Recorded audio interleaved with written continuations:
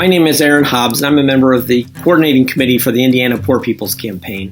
Tonight I'd like to share with you a brief history of our work and highlight the demands of the Poor People's Campaign, a national call for moral revival. Over the past few years, the Poor People's Campaign has developed a detailed moral agenda based on the fundamental human rights that the Reverend Dr. Martin Luther King Jr. envisioned for the first Poor People's Campaign back in 1968. In 2017, the Souls of Poor Folk audit was initiated to provide an empirical study of how our path has unfolded over the past 50 years and how our nation trembles today from a lack of moral vision. It summons our highest moral aspirations and diagnoses our deepest national ailments, draws on academic research, and most importantly, the testimonies of human beings battered by harmful public policies. As James Baldwin reminds us, not everything that is faced can be changed, but nothing can be changed until it is faced. The audit revealed the necessity for people around the nation to come together to confront the interlocking evils of systemic racism, poverty, ecological devastation, militarism and the war economy, and the distorted moral narrative of religious nationalism. Under the national leadership of Reverend Dr. William Barber and Reverend Dr. Liz Theo Harris, beginning in May 2018, Indiana joined 39 other states and the District of Columbia for the Poor People's Campaign 40 Days of Action. In Indiana, we held rallies weekly at Monument Circle, the Indiana State House, the Finance Center at Fort Bend, and the Governor's Mansion. We also participated in acts of civil disobedience to draw attention to the demands of the campaign. In July 2018, we followed up this action with a meeting at the State House with Indiana Governor Eric Holcomb and his staff to share the demands specifically related to our state.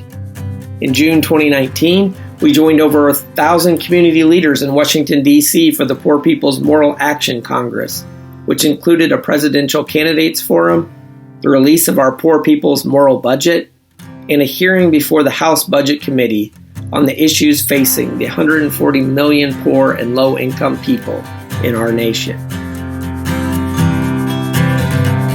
the next 9 months, we embarked on a 25-state bus tour to mobilize, organize, register, and educate voters. And just a few short weeks ago, the Mass Poor People's Assembly and Moral March on Washington digital event was held on June 20, 2020. Today, over 50 years after Reverend Dr. King and the 1968 Poor People's Campaign declared that silence was betrayal, we are coming together to break the silence and tell the truth about the interlocking evils of systemic racism, poverty, ecological devastation, the war economy, and our distorted moral narrative.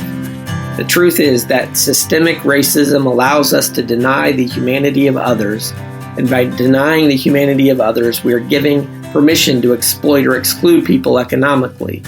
This quest for the control of resources leads to the potential destruction of our entire ecosystem and everything living in it. Therefore, we demand that the wealthy and corporations pay their fair share of urgent social needs, including decent and affordable housing, quality education and health care, safe and affordable water, and investment in job creation. We demand an end to military aggression, a ban of the proliferation of guns in our society, and the demilitarization of our communities both on the border and in the interior. We demand the right to clean water, a healthy environment, and increased public investment in job programs to transition us to a green economy. We demand a clear and just immigration system that strengthens our democracy through the broad participation of everyone in this country. We demand that First Nations, Native Americans, and Alaskan Native people retain their tribal recognitions as nations. We demand equal pay for equal work. We demand fully funded social welfare programs and an end to the attacks on SNAP, CHIP, and HEAP and other vital programs for the poor.